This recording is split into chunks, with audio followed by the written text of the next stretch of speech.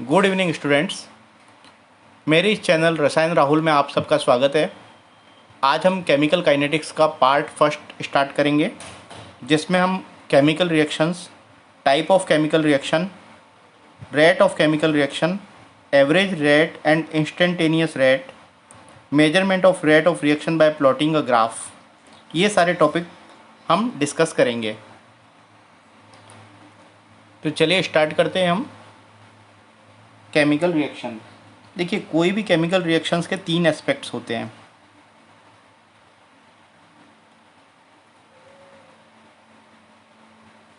सबसे पहला एस्पेक्ट होता है feasibility of reaction, feasibility of reaction. दूसरा एस्पेक्ट होता है एक्सटेंट ऑफ रिएक्शन। इसका मीनिंग ये होता है कि रिएक्शन किस एक्सटेंट तक प्रोसीड होगी।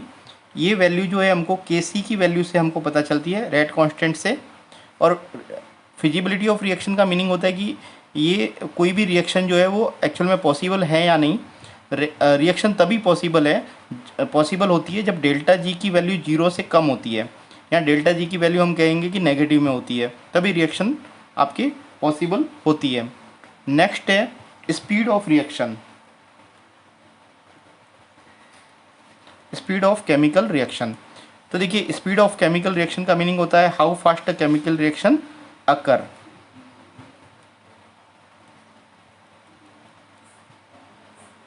तो किसी भी केमिकल रिएक्शंस के ये तीन एस्पेक्ट्स होते हैं। हमको थर्मोडायनेमिक्स में, एक्चुअल में थर्मोडायनेमिक्स हमको फिजिबिलिटी ऑफ रिएक्शन के बारे में बताता है, हमको एक्सटेंट ऑफ रिएक्शन के बारे में हमको थर्मोडायनेमिक्स से पता चलता है, लेकिन speed of chemical reaction thermodynamics से हम फाइंड आउट नहीं कर सकते कि कितनी स्पीड होगी किसी केमिकल रिएक्शन की, वो हमको थर्मोडायनेमिक्स से पता नहीं चलता है। तो देखिए स्पीड ऑफ केमिकल रिएक्शन जो है वो हमको केमिकल काइनेटिक्स से पता चलती है।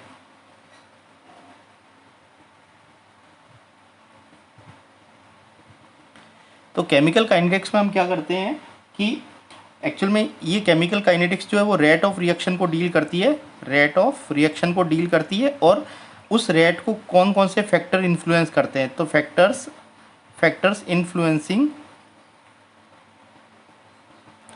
रेट ऑफ रिएक्शन, इन दोनों के बारे में हमको केमिकल काइनेटिक्स बताती है। अब देखिए काइनेटिक्स का मीनिंग जो है वो ग्रीक में काइनेसिस से लिया गया है। काइनेटिक्स का मीनिंग क्या होता है, ग्रीक में काइनेसिस से इसको लिया गया है, जिसका मतलब होता है मूवमेंट। इसका मीनिंग होता है movement. Okay,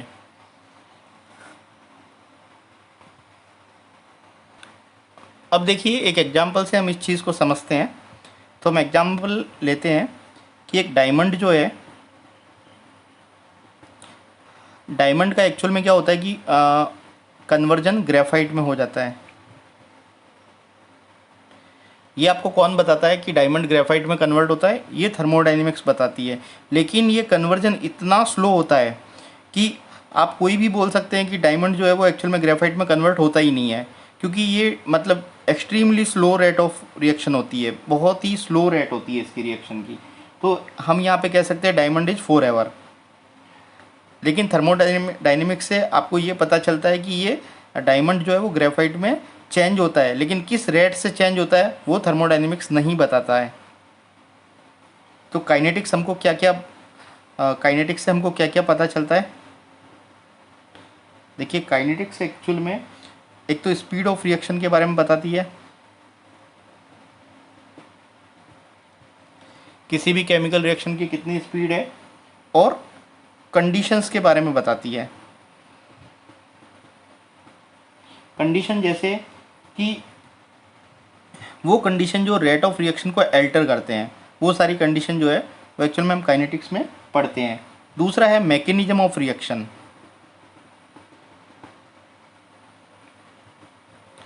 mechanism of reaction का मतलब क्या होता है कि कोई रिएक्टेंट जो है वो प्रोडक्ट में कन्वर्ट होता है, तो उसके पाथवे के बारे में आपको पता चलता है।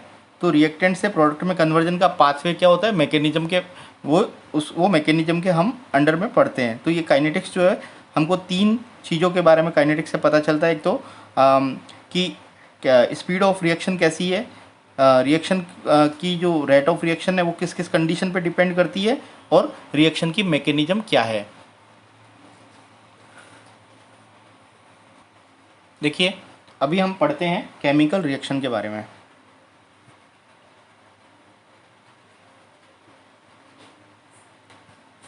केमिकल रिएक्शन की डेफिनेशन देखते हैं कि when one or more substance undergoes a change which result in formation of new product is called chemical reaction.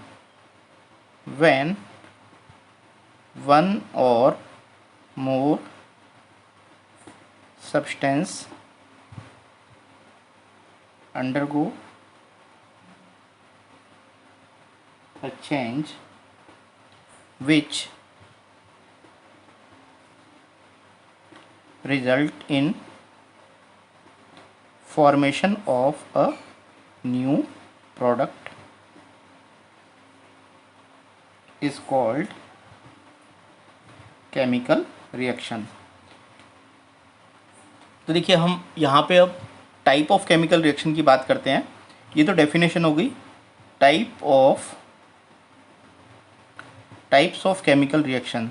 तो केमिकल रिएक्शन जो है वो रेट के बेस पे या स्पीड के बेस पे है ना, तो based on rate of reaction. तो रिएक्शन की रेट के बेस पे एक्चुअल में हम केमिकल रिएक्शन को 3 टाइप में डिवाइड करते हैं। तो सबसे पहले जो है वो रिएक्शन जो बहुत ही तेज़ी से होती है, तो रैपिड रिएक्शन होती है। एक तो रैपिड रिएक्शन, जैसे ही आप रिएक्टेंट को क्या करते हैं, जैसे ही आप रिएक्टेंट को मिक्स करते हैं, ठीक है, वो रिएक्टेंट जो है वो रैपिडली रिएक्ट करना चालू कर देते हैं, स्टार्ट कर देते हैं, ठीक है। तो इसकी स्पीड मेजर करना इम्पॉसिबल होता है, ठीक है, स्पीड को हम मेजर नहीं कर सकते हैं ना, तो स्पीड को मेजर नहीं कर सकते, impossible to measure the speed. और क्योंकि इनमें बहुत ही कम टाइम लगता है, इसका जो टाइम होता है केमिकल रिएक्शन को प्रोसीड होने में 10⁻12 सेकंड से 10⁻16 सेकंड के बीच में ये रिएक्शंस हो जाती है। इसीलिए इन रिएक्शन को रैपिड रिएक्शन बोलते हैं। इनको हम मेजर नहीं कर सकते क्योंकि जैसे ही आप रिएक्टेंट को मिक्सचर में डालेंगे तो वो रिएक्ट करना स्टार्ट कर देंगे और आप इसकी स्पीड को मेजर नहीं कर पाएंगे। तो फॉर एग्जांपल जितनी भी आयनिक रिएक्शंस होती है, आयनिक रिएक्शंस में क्या होता है कि बॉन्ड ब्रेक और बॉन्ड फॉर्मेशन नहीं होते, आयन का एक्सचेंज होता है। तो आयनिक रिएक्शन जो है वो रैपिड रिएक्शंस के अंडर आती है। प्रेसिपिटेशन की जितनी भी रिएक्शन होती है, प्रेसिपिटेशन रिएक्शन, न्यूट्रलाइजेशन रिएक्शन, ये सारी रैपिड रिएक्शन होती है। इसके अलावा देखिए एक्सप्लोजन की रिएक्शंस होती है, जैसे हाइड्रोजन और वाटर, जब हाइड्रोजन और ऑक्सीजन जब मिलते हैं तो एक्सप्लोजन होता है उनके बीच में, या फिर ऑक्सीजन जब हाइड्रोकार्बन से मिलता है तो वो एक्सप्लोजन की रिएक्शन होती है, वो भी रैपिड रिएक्शन होती है, explosion reaction. O2 and hydrocarbons, ये सारी रिएक्शन जो है वो आपके, ये HCS का मीनिंग होता है हाइड्रोकार्बन्स। तो ये सारी रिएक्शन जो है रैपिड रिएक्शन के अंडर आती है, तो हम इनको मेजर नहीं कर सकते। अब कुछ रिएक्शन जो होती है, इन रिएक्शन को, जो रैपिड रिएक्शन होती है उनको हम बोलते हैं इंस्टेंटेनियस रिएक्शन। इसका एक नाम है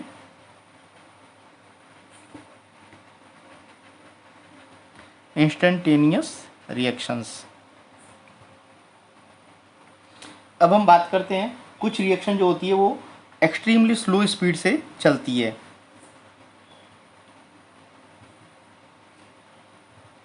कुछ रिएक्शन एक्सट्रीमली स्लो स्पीड से चलती है, तो इन रिएक्शन को आपको देख के पता ही नहीं चलेगा कि ये रिएक्शन हो भी रही है या नहीं होती, ठीक है। तो हम एक्चुअल में क्या होता है, इसका अनुमान नहीं लगा सकते कि ये रिएक्शन होती है या नहीं होती। जैसे आप देखिए, और इनकी स्पीड को मेजर करना भी बहुत ही मुश्किल होता है। हम इसकी स्पीड को मेजर नहीं कर सकते, स्पीड को मेजर नहीं कर सकते क्योंकि जैसे देखिए एग्जाम्पल से समझाता हूँ मैं, रस्टिंग ऑफ आयरन, ये आपकी बहुत ही स्लो रिएक्शन होती है। तो एक ही दिन में, जैसे रस्टिंग कब होती है, जब आयरन के आर्टिकल आपके ऑक्सीजन और वाटर के कांटेक्ट में आते हैं तब रस्टिंग होती है। लेकिन एक दिन में कोई भी आयरन का आर्टिकल यदि वाटर के कांटेक्ट में आता है तो रस्टिंग नहीं होती, ठीक है, उसको बहुत टाइम लगता है।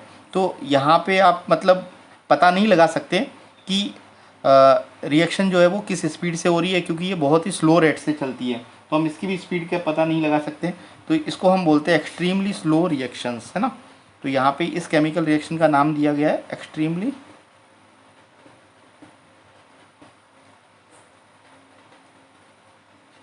रिएक्शंस।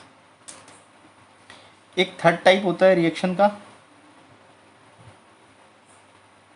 वो रिएक्शन जो होती है जो कंसिडरेबली मेजरेबल टाइम के अंदर होती है, ठीक है। तो ये एक्चुअली में क्या होता है, इसको हम मेजर कर सकते हैं। तो ये बहुत ज़्यादा स्लो नहीं होती, ठीक है, ये रिएक्शन जो होती है ये बहुत ज़्यादा स्लो नहीं होती। This reactions occur in considerably measurable time and rates are measured easily. इनकी रेट को हम easily, rate are measured easily, इसकी रेट को हम इजीली मेजर कर सकते हैं। तो देखिए ये रिएक्शन जो होती है हमारी केमिकल काइनेटिक्स की स्टडीज़ के लिए यूजफुल होती है। तो these reactions are useful for our study of chemical kinetics. Kinetics की स्टडी के लिए ये रिएक्शन जो है वो यूजफुल होती है। तो हम इसको, इसका नाम है मॉडरेटरी स्लो रिएक्शन, इसका नाम है मॉडरेटरी स्लो रिएक्शन।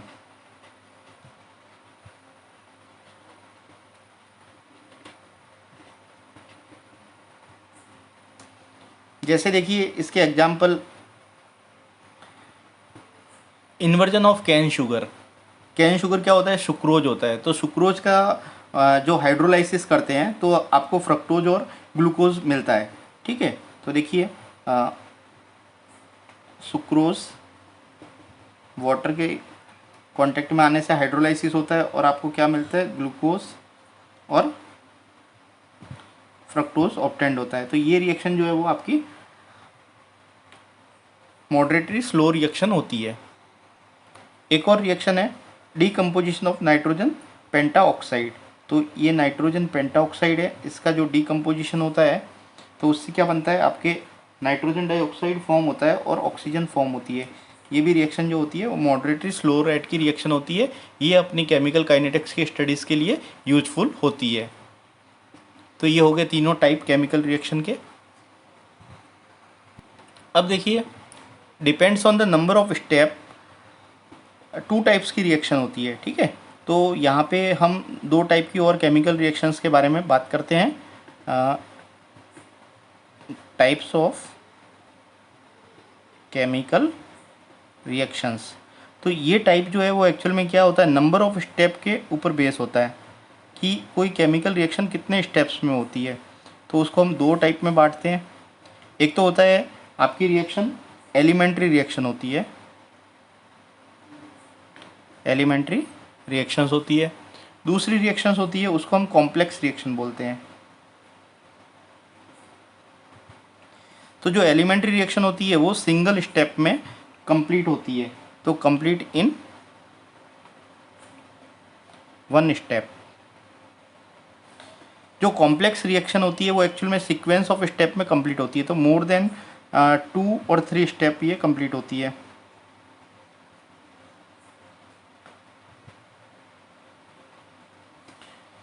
तो 2 या 2 से ज़्यादा स्टेप में ये कंप्लीट होती है, तो उसको हम बोलते हैं कॉम्प्लेक्स रिएक्शंस। चलिए अब हम बात करते हैं rate of chemical reaction.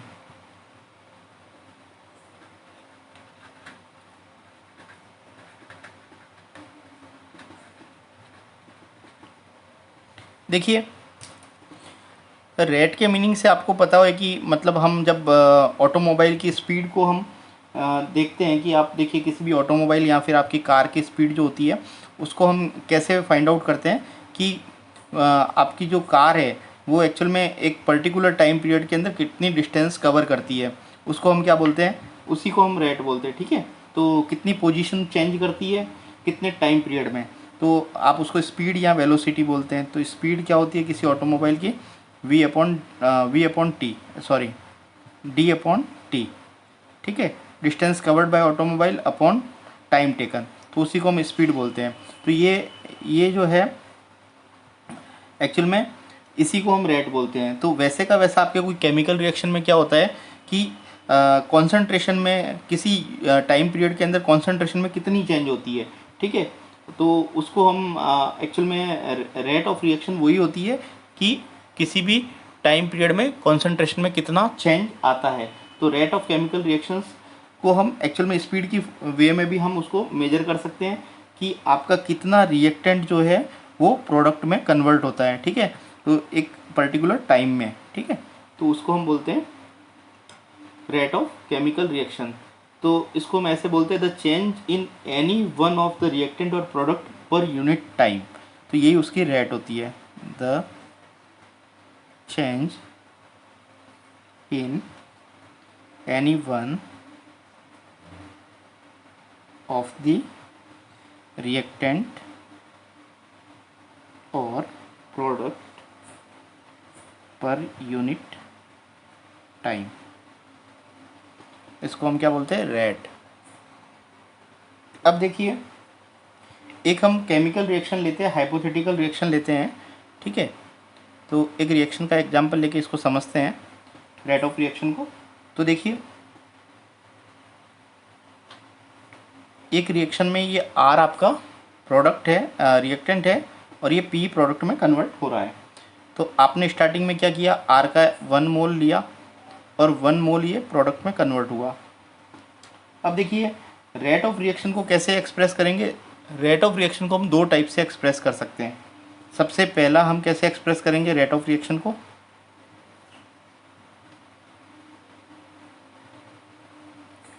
Decrease in, देखिए जैसे जैसे रिएक्शन होती है तो आपका रिएक्टेंट जो है वो डिक्रीज होता है और प्रोडक्ट की कॉन्सेंट्रेशन इंक्रीज होती है। तो हम इसको एक बार तो रिएक्टेंट की फॉर्म में लिखेंगे, एक बार प्रोडक्ट की फॉर्म में लिखेंगे। तो हम यहाँ पे लिखेंगे decrease in concentration of reactant, decrease in concentration of reactant upon time taken, यही रेट होती है, ठीक है, कॉन्सेंट्रेशन अपॉन टाइम। नेक्स्ट है दूसरा, हम कैसे लिख सकते हैं इसको, रेट ऑफ रिएक्शन को प्रोडक्ट की फॉर्म में लिख सकते हैं। तो प्रोडक्ट की कॉन्सेंट्रेशन जैसे जैसे रिएक्शन प्रोसीड होगी प्रोडक्ट की कॉन्सेंट्रेशन बढ़ेगी, तो हम लिखेंगे increase in concentration of product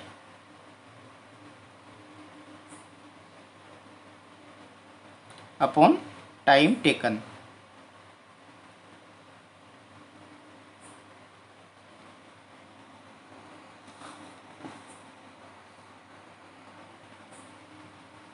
देखिए अब ये आपका रिएक्टेंट था और ये आपका प्रोडक्ट में कन्वर्ट हो गया। तो T1 टाइम पर मान लीजिए रिएक्टेंट की कॉन्सेंट्रेशन R1 थी और T1 टाइम पर प्रोडक्ट की कॉन्सेंट्रेशन P1 थी, और T2 टाइम पे आपकी रिएक्टेंट की कॉन्सेंट्रेशन R2 थी और प्रोडक्ट की कॉन्सेंट्रेशन P2 हो गई। तो हम इसको कैसे लिखेंगे, टाइम इंटरवल कैसे लिखेंगे हम, मतलब चेंज इन टाइम कैसे लिखेंगे, डेल्टा टी की फॉर्म में लिखेंगे चेंज इन टाइम, या फिर इसको बोलते हैं टाइम इंटरवल, उसको हम लिखेंगे T2 माइनस T1। अब देखिए चेंज इन रिएक्टेंट, रिएक्टेंट की कॉन्सेंट्रेशन में चेंज लिखेंगे, कैसे लिखेंगे, डेल्टा R लिखेंगे हम, ये change in concentration of reactant है, इसको हम एक्चुअल में ब्रैकेट में लिखते हैं, कॉन्सेंट्रेशन को किस में लिखते हैं, ब्रैकेट में लिखते हैं इस तरीके से। तो इसको हम लिखते हैं R2 माइनस R1, ये चेंज इन कॉन्सेंट्रेशन हो गया। अब चेंज इन प्रोडक्ट कैसे लिखेंगे, डेल्टा P, इसको लिखेंगे P2 माइनस P1।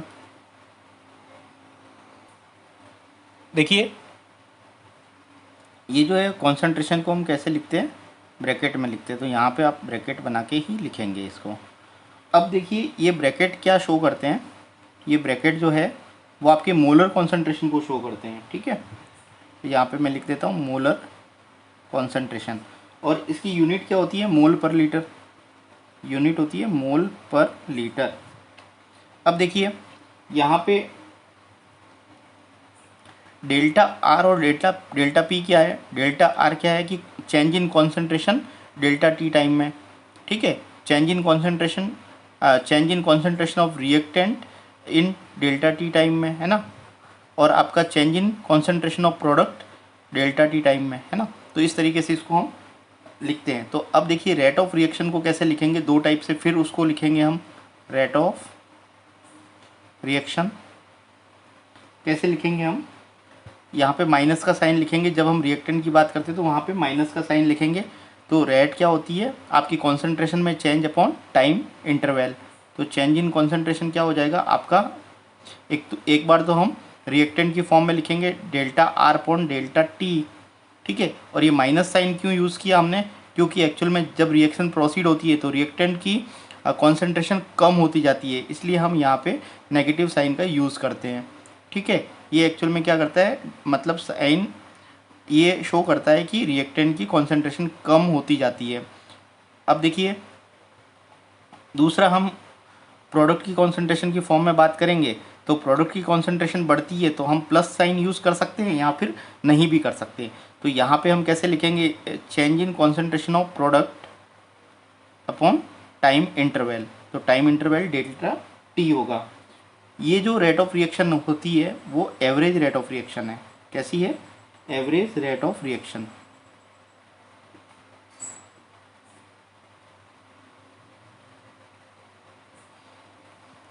अब देखिए इनमें ये जो हमने एक्चुअल में हाइपोथेटिकल एक एग्जांपल लिया था, इसमें हमने क्या किया था कि इस आर का 1 मोल और प्रोडक्ट का भी 1 मोल था, है ना। मतलब यहाँ पे स्टाइकियोमेट्रिक कोफिशिएंट जो है रिएक्टेंट और प्रोडक्ट के सेम है, ठीक है। नंबर ऑफ मोल सेम है, स्टाइकियोमेट्रिक कोफिशिएंट जो है वो सेम है। तो यहाँ पे जितनी आपकी आर की कॉन्सेंट्रेशन या रिएक्टेंट की कॉन्सेंट्रेशन कम होगी, उतनी की उतनी प्रोडक्ट की कॉन्सेंट्रेशन बढ़ेगी, ठीक है। तो एक्चुअल में ये सेम अमाउंट में जब रिएक्टेंट कम होगा उतनी ही अमाउंट में आपका प्रोडक्ट बढ़ेगा। तो रेट ऑफ रिएक्शन जो है प्रोडक्ट की जो है वो rate of reaction of reactant की आपकी इक्वल होगी, मतलब ये इक्वली कम होगी और ये इक्वली ज़्यादा होगी, क्योंकि यहाँ पे स्टाइकियोमेट्रिक कोफिशिएंट जो है वो इक्वल है, ठीक है। अब हम एक एग्जांपल लेते हैं रिएक्शन का। देखिए PCl5 गैसियस फॉर्म में ये PCl3 में कन्वर्ट हो रहा है और आपका Cl2 फॉर्म कर रहा है। अब इसकी रेट को हम कैसे लिखेंगे, तो इसकी रेट को हम एक बार तो रिएक्टेंट की फॉर्म में और प्रोडक्ट की फॉर्म में, दोनों टाइप से आपको लिखना है। तो यहाँ पे change in concentration of reactant, ठीक है, is equal to change in, यहाँ पे देखिए स्टाइकियोमेट्रिक कोफिशिएंट सेम है, इसका 1 मोल, ठीक है, इसका भी 1 मोल और ये भी 1 मोल फॉर्म हो रहा है, ठीक है। स्टाइकियोमेट्रिक कोफिशिएंट सेम है, तो यहाँ पे रेट ऑफ रिएक्शन जो है आपकी रिएक्टेंट की प्रोडक्ट की रेट ऑफ रिएक्शन के इक्वल होगी, क्लियर। तो हम कैसे लिखेंगे इसको, change in rate of the reactant कैसे लिखेंगे, नेगेटिव साइन यूज़ करेंगे हम, और यहाँ पे डेल्टा PCl5 ये रिएक्टेंट की कॉन्सेंट्रेशन है अपॉन डेल्टा टी, ठीक है, ये टाइम इंटरवल हो गया, इज इक्वल टू क्या हो जाएगा आपका, यहाँ पे हम प्लस का साइन यूज़ करेंगे या फिर नहीं भी करेंगे तो चलेगा। तो यहाँ पे हम लिखेंगे delta PCl3 upon delta T. तो यहाँ पे कॉन्सेंट्रेशन में आपकी प्रोडक्ट की concentration upon time is equal to क्या होगा, delta Cl2 upon delta T. इस तरीके से ये हम रेट का एक्सप्रेशन इस तरीके से शो करेंगे जब स्टाइकियोमेट्रिक कोफिशिएंट सेम हो। चलिए एक और एग्जांपल लेते हैं हम, एक एग्जांपल लेते हैं हम Hg प्लस Cl2, ये फॉर्म करेगा HgCl2। तो इसका रेट का एक्सप्रेशन हम कैसे लिखेंगे, देखिए यहाँ पे भी स्टाइकियोमेट्रिक कोफिशिएंट सेम है, ठीक है, यहाँ पे भी स्टाइकियोमेट्रिक कोफिशिएंट सेम है, ये भी 1 मोल, ये 1 मोल और ये आपके 1 मोल फॉर्म हो रहा है, ठीक है, 1 मोल, यहाँ पे भी इसका 1 मोल है और इसका भी 1 मोल फॉर्म हो रहा है। तो हम यहाँ लिखेंगे change in concentration of reactant is equal to change in concentration of product, ठीक है। तो यहाँ पे रिएक्टेंट के लिए फिर से माइनस साइन यूज़ करेंगे, delta concentration of Hg upon delta T time interval is equal to क्या हो जाएगा, minus delta Cl2 upon delta T is equal to क्या हो जाएगा, यहाँ पे प्लस का साइन आएगा, ठीक है, delta HgCl2 upon delta T.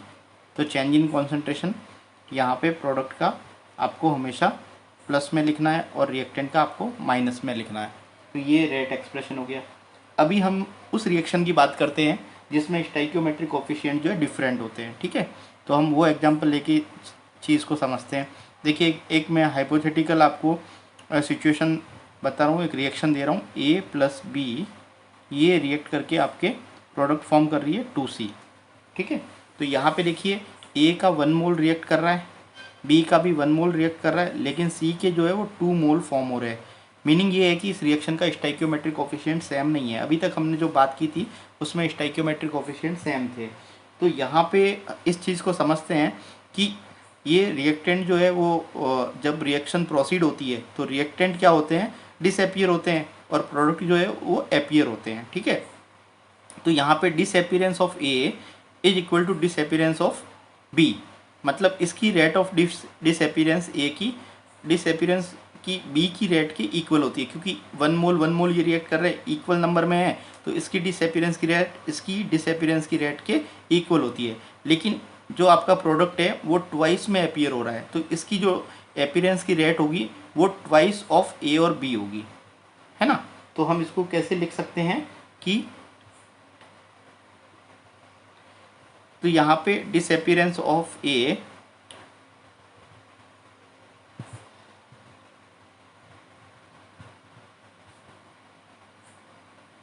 Is equal to disappearance of B is equal to twice the rate of appearance of C, ठीक है। तो ये रेट ऑफ डिसअपीयरेंस है, rate of disappearance of B, okay. अब यहाँ पे आप देखिए इसका मीनिंग, इसको हम और दूसरे तरीके से कैसे समझ सकते हैं कि ये जो फॉर्म हो रहा है आपका प्रोडक्ट वो ट्वाइस में हो रहा है, तो ये जो है ना इसकी अपीयरेंस की रेट यदि आप 1 मानेंगे तो इसके डिसअपीयरेंस की रेट को हम 2 लिख सकते हैं, ठीक है। तो यहाँ पे इस तरीके से भी लिख सकते हैं आप इसको, twice the rate of disappearance of A is equal to twice the rate of disappearance of B is equal to rate of appearance of C। ये 2 उधर लेके चला गया मैं, ठीक है। तो ये ट्वाइस डिसअपीयर हो रही है रेट से, और ये आपका सिंगल जो है एक्चुअल में 1 मोल जब इसका फॉर्म होगा तो इसके एक्चुअल में 2 मोल डिसअपीयर होंगे, ठीक है। इसको हम इस तरीके से भी लिख सकते हैं। अब देखिए, अब हम किसी भी रेट ऑफ रिएक्शन की यूनिक वैल्यू को फाइंड आउट करने के लिए, है ना, ऑब्टेन करने के लिए हम क्या करते हैं, जितने भी स्टाइकियोमेट्रिक कोफिशिएंट होते हैं उसको हम क्या करते हैं कि डिवाइड कर देते हैं, ठीक है। तो रिएक्टेंट और प्रोडक्ट की कॉन्सेंट्रेशन से उसको डिवाइड कर देते हैं, तो आपको क्या होता है, उससे रेट ऑफ रिएक्शन की एक यूनिक वैल्यू ऑब्टेन हो जाती है। तो मैं इसकी एक्चुअल में रेट ऑफ रिएक्शन लिख के आपको एक्सप्लेन कर रहा हूँ। तो जितना भी स्टाइकियोमेट्रिक कोफिशिएंट है वो आपका, उसको हम डिवाइड कर देंगे, क्लियर। तो देखिए यहाँ पे इसकी रेट ऑफ रिएक्शन कैसे लिखेंगे, इसका 1 मोल है तो आप इसको ऐसे ही लिखेंगे, concentration change in concentration of A upon delta T is equal to change in concentration of B upon delta T is equal to, अब देखिए यहाँ पे इसके 2 मोल है तो हम इसको 2 मोल, ये इसके स्टोइकियोमेट्रिक कोफिशिएंट को हम क्या करेंगे 1/2 लिख देंगे, ठीक है। तो इसको इस तरीके से डिवाइड करके लिखेंगे, ओके। तो यहाँ पे delta C upon delta T इस तरीके से लिखेंगे हम।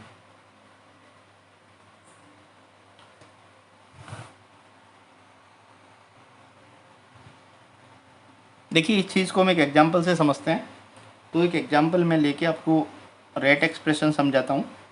एग्जांपल है नाइट्रोजन पेंटाऑक्साइड, ये आपका NO2 फॉर्म कर रहा है, 4NO2 और O2 फॉर्म कर रहा है, ठीक है। अब हम इसकी रेट ऑफ रिएक्शन का एक्सप्रेशन देखते हैं।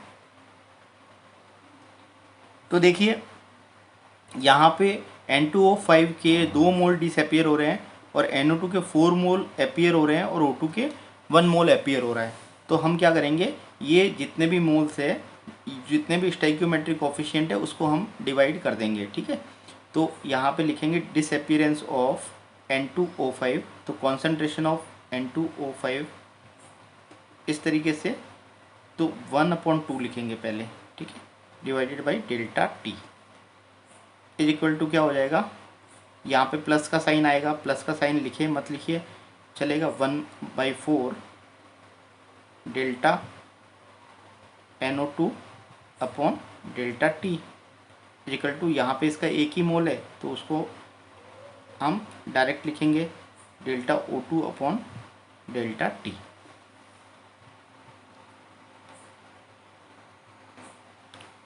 देखिए यदि कोई गैसियस प्रोडक्ट है और गैसियस रिएक्टेंट यदि रिएक्ट कर रहे हैं, ठीक है, यानी रिएक्शन जो है वो गैसियस फेज में हो रही है और वो एक कांस्टेंट टेम्परेचर पे होती है, तो वहाँ पे जो कॉन्सेंट्रेशन होती है रिएक्टेंट्स और प्रोडक्ट्स की, वो डायरेक्टली प्रोपोर्शनल होती है पार्शियल प्रेशर के, ठीक है। जो स्पीशीज पार्टिसिपेट करती है, जो स्पीशीज फॉर्म होती है, उसके पार्शियल प्रेशर पे उसकी कॉन्सेंट्रेशन डिपेंड करती है।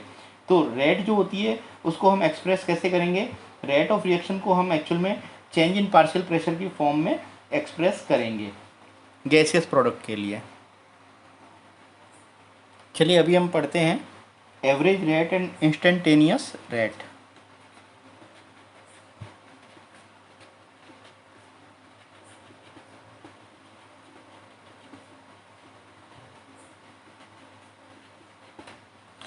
देखिए अभी तक हमने जो भी डिस्कशन किया है वो सब एवरेज रेट के बारे में बात की है। तो एवरेज रेट क्या होती है, change in concentration upon time interval, change in concentration upon time interval. तो चेंज इन कॉन्सेंट्रेशन को हमने कैसे लिखा था, डेल्टा की फॉर्म में लिखा था। और मान लीजिए आपका कोई भी एक्स स्पीशीज है तो चेंज इन कॉन्सेंट्रेशन को डेल्टा एक्स लिखेंगे और टाइम इंटरवल को हम डेल्टा टी लिखेंगे, ठीक है। तो ये जो है आपका वो, तो देखिए ये जो आपका कॉन्सेंट्रेशन है, ये जो रेट है वो आपकी एवरेज रेट है, ठीक है। तो एवरेज रेट जो होती है वो आपको मैंने बताया था कि मैकेनिकल स्पीड के इक्विवेलेंट होती है।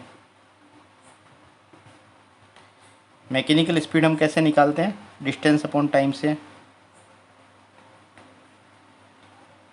ये आप एवरेज टाइम निकालते हैं डिस्टेंस अपॉन टाइम से, है ना। तो आपको यदि ये पूछा जाए कि यदि एक कार जो है वो 100 किलोमीटर 2 घंटे में चलती है तो उसकी स्पीड क्या होगी, तो आप सीधा क्या करेंगे, डिस्टेंस अपॉन टाइम करेंगे, ठीक है। तो आप क्या करेंगे, 100 किलोमीटर में 2 आवर्स का मतलब डिवाइड कर देंगे, तो आपको 50 किलोमीटर पर आवर जो है वो स्पीड मिल जाएगी, क्लियर। लेकिन ये क्या स्पीड कांस्टेंट होती है, ये एवरेज स्पीड कांस्टेंट स्पीड होती है, तो ऐसा तो नहीं होता कि ये आपको स्टार्टिंग से लास्ट तक जो है वो इसी स्पीड से गाड़ी चलती है। तो ये डिपेंड किस पे करता है, आप जो स्पीड होती है, जैसे जो कोई कार है वो आपकी रन कर रही है, ठीक है, तो वो बहुत सारे फैक्टर के ऊपर डिपेंड करती है। जैसे रोड सही नहीं है ना, तो आपकी 50 किलोमीटर पर आवर स्पीड है वो एवरेज स्पीड है। तो जैसे आपका रोड सही नहीं है, ट्रैफिक जो है ज़्यादा है, वेदर ख़राब है, तो कार की स्पीड जो है कुछ टाइम इंटरवल में कम हो जाएगी और कुछ टाइम इंटरवल में स्पीड बहुत ज़्यादा बढ़ जाएगी, ठीक है। जहाँ पे रोड साफ़ होगा, एकदम खाली रोड होगा, ट्रैफिक नहीं होगा, है ना, जहाँ पे रोड एकदम क्लियर होगा, है ना, रोड टूटा फूटा नहीं होगा, तो वहाँ पे स्पीड बढ़ जाएगी, तो स्पीड वेरी करेगी, है ना। ये 50 किलोमीटर की स्पीड एक्चुअल में कम भी होती है और ज़्यादा भी हो सकती है ना। जब हम एक इंस्टेंट टाइम की बात करते हैं कि पर्टिकुलर टाइम पे, तो ड्यूरिंग द जर्नी आपकी स्पीड जो है वो एक्चुअल में कांस्टेंट नहीं रहती, स्पीड वेरी करती है। उसी तरीके से जब आप किसी भी केमिकल रिएक्शन के बारे में बात करते हैं, तो केमिकल रिएक्शन में जो जब हम रेट ऑफ रिएक्शन निकालते हैं तो उस रेट को हम change in concentration upon time interval, तो ये केमिकल रिएक्शन में जो रेट होती है वो भी आपकी कांस्टेंट नहीं होती है, ठीक है। रेट ऑफ रिएक्शन जो है, रेट ऑफ रिएक्शन वो भी कांस्टेंट नहीं होती है, वो भी वेरी करती है, रेट ऑफ रिएक्शन वेरी करती है। क्योंकि क्यों वेरी करती है यहाँ पे रेट ऑफ रिएक्शन, एक्चुअल में देखिए जब आपका रिएक्टेंट जो है प्रोडक्ट में फॉर्म कन्वर्ट होता है, तो रिएक्टेंट जो है मान लीजिए स्टार्ट आपने किया यहाँ पे, है ना, ये 0 टाइम इंटरवल है। रिएक्टेंट जो है मैक्सिमम होता है यहाँ पे, तो मैक्सिमम यहाँ पे हमने लिख दिया। अब ये रिएक्टेंट जैसे जैसे टाइम का ड्यूरेशन बढ़ता जाता है, रिएक्शन प्रोसीड होती है, तो आपकी कॉन्सेंट्रेशन जो है रिएक्टेंट की कम होती जाती है, ठीक है, और प्रोडक्ट की कॉन्सेंट्रेशन बढ़ती जाती है, ठीक है। तो देखिए यहाँ पे रिएक्शन की जो कॉन्सेंट्रेशन जो है वो आपका रिएक्टेंट की कम होती जाती है, तो क्या होगा, आपकी स्पीड जो है, रेट ऑफ रिएक्शन जो है वो कम होती जाएगी धीरे धीरे, है ना, और प्रोडक्ट की रेट जो स्टार्टिंग में कम होती है बाद में बढ़ती जाएगी। तो यहाँ पे एक्चुअल में रेट ऑफ रिएक्शन जो है वो कांस्टेंट नहीं रहती है, वो वेरी करती है, ठीक है। तो इस तरीके से हम इसको रेट ऑफ रिएक्शन को simply change in concentration upon time interval से हम कैलकुलेट नहीं कर सकते, ठीक है। तो हम क्या करते हैं, यहाँ पे एवरेज रेट की जगह पे इंस्टेंटेनियस रेट यूज़ करते हैं, ठीक है। इंस्टेंटेनियस रेट में क्या होता है कि हम एक बहुत ही स्मॉल टाइम इंटरवल, है ना, एक बहुत ही स्मॉल टाइम इंटरवल के अंदर रेट जो है उसको फाइंड आउट करते हैं। वो एक्चुअल में एक स्मॉल इंटरवल में रेट ऑफ रिएक्शन जो होती है वो ऑलमोस्ट जो है कांस्टेंट होती है, ठीक है। तो मैथमेटिकली हम इंस्टेंटेनियस रेट को कैसे एक्सप्रेस करते हैं, यहाँ पे हम इस तरीके से रेट ऑफ रिएक्टेंट्स को एक्सप्रेस करते हैं डी अपॉन डी टी, और यहाँ पे आर मतलब रिएक्टेंट, और उसकी कॉन्सेंट्रेशन को हम नेगेटिव से शो करते हैं, और प्रोडक्ट की कॉन्सेंट्रेशन को हम क्या करते हैं, small D P upon D T, ये प्रोडक्ट की कॉन्सेंट्रेशन है। तो ये हमने अभी तक क्या यूज़ किया था रिएक्टेंट के लिए, डेल्टा वर्ड यूज़ किया था, ठीक है। अब हम यूज़ कर रहे हैं डी वर्ड, है ना, तो डी अपॉन डी टी जो यूज़ कर रहे हैं वो आपका एक्चुअल में इंस्टेंटेनियस रेट के लिए यूज़ करते हैं। ये डी बहुत ही छोटा है ना, यहाँ टाइम इंटरवल बहुत कम है, बहुत छोटे टाइम इंटरवल में बहुत ही कम कॉन्सेंट्रेशन में चेंज हो रहा है, उसको हम इंस्टेंटेनियस चेंज कहते हैं, क्लियर। तो यहाँ पे देखिए इसको हम कैसे ऑब्टेंड करते हैं, इसको ऑब्टेंड करते हैं, देखिए इसको इस तरीके से लिखते हैं, ये आपका एवरेज रेट है। तो इसको आप क्या करेंगे, इंस्टेंटेनियस रेट में कन्वर्ट करने के लिए आप यहाँ पे जो टाइम है डेल्टा टी 10 to 0 लिखेंगे, है ना। तो डेल्टा टी की वैल्यू इतनी ज़्यादा स्मॉल है कि वो एक्चुअल में 0 की तरफ जो है वो बढ़ रही है, ठीक है। तो इसको डेल्टा टी 10 to 0 इस तरीके से लिखेंगे, तब इंस्टेंटेनियस रेट कैसे आएगी इसकी, minus D are upon D T, इस तरीके से आएगी। और प्रोडक्ट के लिए यदि बात करें तो प्रोडक्ट के लिए हम नेगेटिव साइन यूज़ नहीं करते, तो यहाँ पे ये आपका एवरेज रेट ऑफ रिएक्शन इस तरीके से लिखी थी। अब यहाँ पे भी हम इसको इंस्टेंटेनियस रेट में कन्वर्ट करना है, तो delta P upon delta T, यहाँ पे आप लिखेंगे delta T 10 to 0 is equal to minus D P upon delta D T, okay. तो ये आपका हो गया। इसको हम इस तरीके से भी लिख सकते हैं आर इंस्टेंट, इसको हम इस तरीके से लिख सकते हैं आर इंस्टेंट।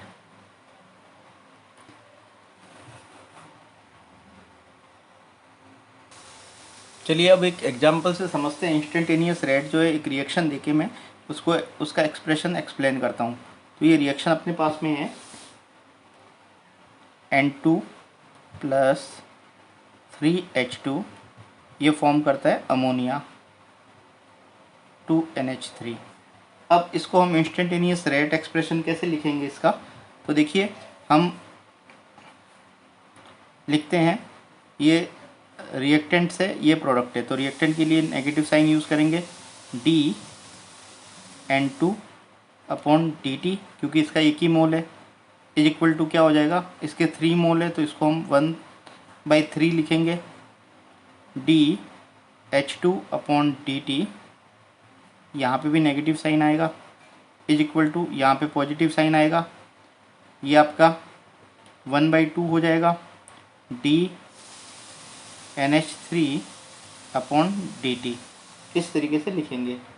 अब देखिए रेट ऑफ रिएक्शन की यूनिट क्या होती है, यूनिट रेट ऑफ रिएक्शन की हमने क्या लिखा था, dx upon D T, concentration में चेंज अपॉन टाइम इंटरवल। तो कॉन्सेंट्रेशन की यूनिट होती है मोल पर लीटर, और टाइम की यूनिट होती है सेकंड। तो यहाँ पे इसको कैसे लिखेंगे, मोल पर लीटर पर सेकंड, ये आपकी है रेट ऑफ रिएक्शन की यूनिट, ठीक है।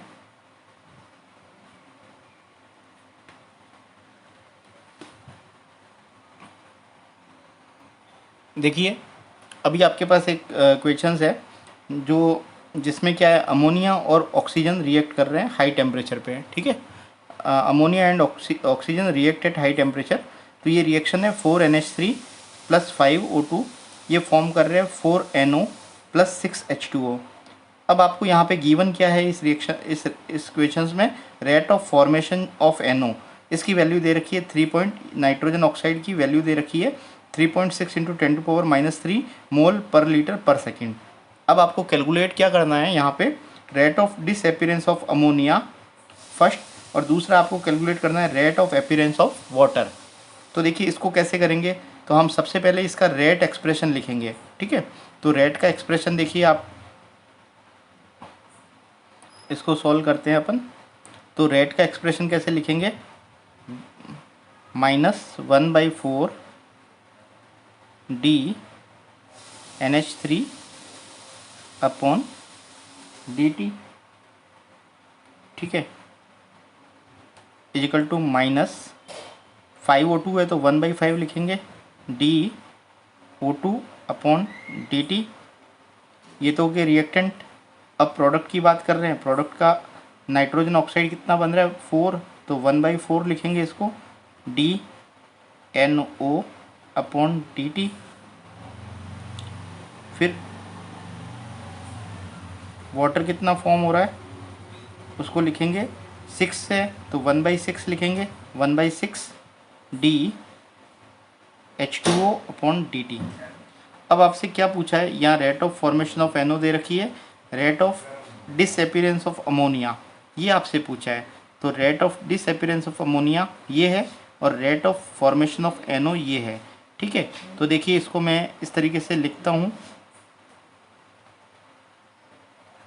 Upon dt is equal to 1/4 DNO upon dt। तो यहाँ 1/4 से 1/4 कट हो जाएगा, और इसकी आपको रेट ऑफ फॉर्मेशन क्या दे रखी है 3.6 इंटू 10⁻³ ठीक है। तो rate of formation of rate of disappearance of ammonia rate of formation of nitrogen oxide की इक्वल हो जाएगी, ठीक है। क्योंकि यहाँ पे स्टोइकियोमेट्रिक कोफिशिएंट आपके सेम थे तो वो कट हो गए, तो यहाँ पे इसकी रेट जो है वो आपकी डिसअपीयरेंस की रेट जो है वो आपकी NO की अपीयरेंस की रेट के इक्वल हो जाएगी। तो ये हो गया आपका फर्स्ट। अब आपसे सेकंड पूछा है कि rate of appearance of water, ये आपसे पूछा है। तो देखिए इसको हम फिर से NO के इक्वल करके लिखते हैं, इस तरीके से लिखेंगे। तो rate of appearance of NO कितना है 1/4, और रेट ऑफ अपीयरेंस ऑफ आपका वाटर कितना है 1/6। अब देखिए आपको पूछा ये वाला है, ये वाला आपको गिवन है, 6 को उधर ले जाइए, 6/4 इंटू इसकी कॉन्सेंट्रेशन कितनी दे रखी है आपको, इसकी रेट कितनी दे रखी है ये है ना। तो इसका रेट ऑफ फॉर्मेशन दे रखा है आपका 3.6 इंटू 10⁻³ ठीक है। मैंने 6 को क्या उधर लेके चला गया, तो ये DH2O/dt जो है ये रेट है ना, ये क्या है रेट है, और इसकी रेट आपको पता है, आपने स्टोइकियोमेट्रिक कोफिशिएंट को यहाँ से उधर लेके जाना है। तो आपको यहाँ पे rate of formation of water आपका निकल जाएगा 6/4 इंटू 3.6 इंटू 10⁻³ करेंगे तो ओके। देखिए अब हम आगे पढ़ते हैं कि measurement of rate of reaction by plotting a graph है ना। तो हमारा अगला टॉपिक है measurement of rate of reaction by plotting a graph. हम ग्राफ प्लॉट करके देखते हैं। देखिए तो हम एक्चुअल में सबसे पहले कैलकुलेट करते हैं एवरेज रेट ऑफ रिएक्शन। तो स्टार्ट करते हैं, calculate of average rate of reaction. तो देखिए हमारे पास में ये रिएक्टेंट था और ये रिएक्टेंट किस में कन्वर्ट हो गया, प्रोडक्ट में कन्वर्ट हो रहा है, ठीक है।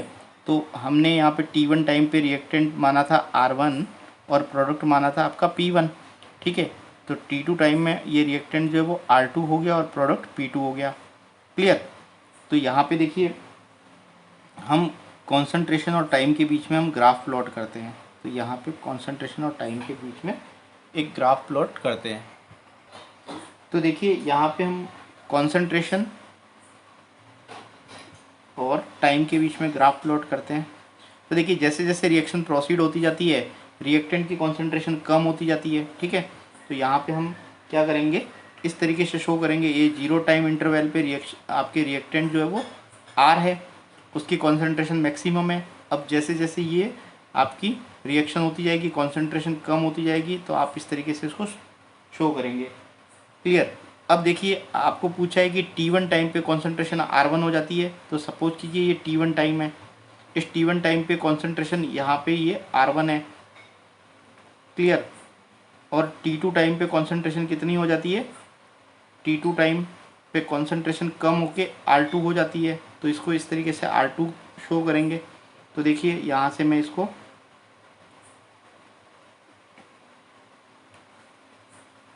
मिला लेता हूँ, ठीक है। तो T2 टाइम पे देखिए ये कॉन्सेंट्रेशन R2 हो गई। क्लियर। अब टाइम का इंटरवल कैसे लिखेंगे, यहाँ पे T2 माइनस T1 को कैसे लिखते हैं, डेल्टा T से। और यहाँ पे कॉन्सेंट्रेशन में चेंज कैसे लिखेंगे हम, डेल्टा R से, डेल्टा R से। तो देखिए यहाँ पे कैसे लिखेंगे हम, रेट कैसे लिखेंगे, ये एवरेज रेट, एवरेज रेट कैसे लिखेंगे, चेंज इन कॉन्सेंट्रेशन। तो delta R upon delta T। अब डेल्टा R की जगह हम कैसे लिख सकते हैं, R2 minus R1 upon T2 minus T1, ये हो गया। अब आपको यदि इंस्टेंट रेट पता करनी है, ठीक है, इसकी, यहाँ पे हम प्रोडक्ट के बारे में भी बात करते हैं पहले ना। तो ये तो हमने एक आपको रेट ऑफ रिएक्शन जो है वो आपको रिएक्टेंट के बारे में बताया। अब प्रोडक्ट के फॉर्मेशन के बारे में बात करते हैं। तो एक दूसरा ग्राफ इस तरीके से प्रोडक्ट का भी ले लेते हैं, ठीक है, और उसकी एवरेज रेट के बारे में हम समझते हैं। तो यहाँ पे कॉन्सेंट्रेशन ऑफ प्रोडक्ट लिखेंगे हम और यहाँ पे टाइम लिखेंगे।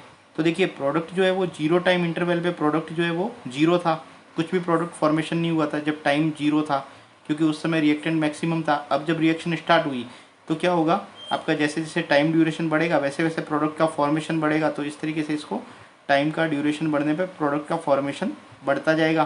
तो उसको इस तरीके से शो करेंगे हम, है ना। 0 टाइम पे प्रोडक्ट की कॉन्सेंट्रेशन क्या थी, 0 थी, और टाइम बढ़ने से प्रोडक्ट की कॉन्सेंट्रेशन बढ़ती जा रही है। इधर रिएक्टेंट की कॉन्सेंट्रेशन मैक्सिमम थी 0 टाइम पे और उसकी कॉन्सेंट्रेशन कम होती जा रही है। इस तरीके से हमने शो किया था। अब देखिए बात करते हैं T1 टाइम पे प्रोडक्ट P1 था। तो यहाँ पे ये T1 टाइम है, ठीक है। तो प्रोडक्ट की कॉन्सेंट्रेशन क्या है आपकी, यहाँ पे ये प्रोडक्ट की कॉन्सेंट्रेशन क्या है, P1। और T2 टाइम पे, ये T2 टाइम है, प्रोडक्ट की कॉन्सेंट्रेशन कितनी है, P2। अब देखिए टाइम इंटरवल कैसे लिखेंगे, T2 minus T1, delta T। Product की कॉन्सेंट्रेशन में चेंज कैसे लिखेंगे, डेल्टा P। तो एवरेज रेट कैसे लिखेंगे, यहाँ पे यहाँ पे आपको माइनस लगाना पड़ेगा, माइनस साइन लिखेंगे हम, यहाँ पे भी माइनस साइन लिखेंगे। तो देखिए यहाँ पे कॉन्सेंट्रेशन, हम रिएक्टेंट की बात करें तो रिएक्टेंट में क्या हो रहा है, कॉन्सेंट्रेशन, ये फाइनल कॉन्सेंट्रेशन है, ये इनिशियल कॉन्सेंट्रेशन है। फाइनल कॉन्सेंट्रेशन कम है, इनिशियल कॉन्सेंट्रेशन ज़्यादा है, ठीक है। तो यहाँ पे फाइनल माइनस इनिशियल करेंगे, कम में से ज़्यादा को आप माइनस करेंगे तो माइनस का साइन आ जाएगा, ठीक है। अब यहाँ पे देखते हैं हम rate of, average rate of reaction कैसे लिखेंगे, यहाँ प्लस लिखेंगे, delta P upon delta T। इसको कैसे लिखेंगे, delta P2 minus delta P1 upon T2 minus T1। ये एवरेज रेट हो गई। अब आपको इंस्टेंटेनियस रेट निकालनी है, तो आपको क्या करना पड़ेगा, किसी एक पॉइंट को लेना है, ठीक है, किसी एक पर्टिकुलर पॉइंट पे, मतलब स्मॉल टाइम इंटरवल होना चाहिए। जैसे मैंने बताया था आपका डेल्टा T टेंड टू 0 होना चाहिए, ठीक है, मतलब बहुत ही छोटा सा टाइम इंटरवल होना चाहिए। तो उस छोटे से टाइम इंटरवल में कॉन्सेंट्रेशन में चेंज जो है वो भी बहुत कम होगी। तो इसको हम dt लिखते हैं टाइम को, ठीक है, इस वेरी वेरी स्मॉल टाइम है। अब आपका यहाँ पे रिएक्टेंट की कॉन्सेंट्रेशन कैसे आ जाएगी, यहाँ पे डी आर की फॉर्म में लिखेंगे हम इसको, ठीक है। तो यहाँ पे आपने यहाँ पे कोई एक पॉइंट ले लिया इस पे, और यहाँ पे क्या किया आपने, एक स्लोप डाल दिया, ठीक है। इस टाइम पे आपने एक स्लोप डाल दिया, तो वो स्लोप ही होगा वो आपका, ये स्लोप जो है वही आपका इंस्टेंटेनियस रेट होगी, ठीक है। तो आर इंस्टेंट कैसे लिखेंगे हम, minus D are upon D T. इसको कैसे लिखेंगे, माइनस डी आर टू, इसको इस तरीके से minus D R one upon T two minus T one, ये होगा आपका माइनस स्लोप के इक्वल, ठीक है। तो ये जो इंस्टेंटेनियस रेट होती है वो एक्चुअल में स्लोप के इक्वल होती है। यहाँ पे भी आप प्रोडक्ट के बारे में बात करेंगे तो आप प्रोडक्ट पे इंस्टेंटेनियस रेट निकालनी है, तो कैसे करेंगे, आप किसी भी एक पॉइंट लेंगे आप ग्राफ पे, और वहाँ पे आप स्लोप डाल देंगे, ठीक है। तो ये स्लोप जो होगा,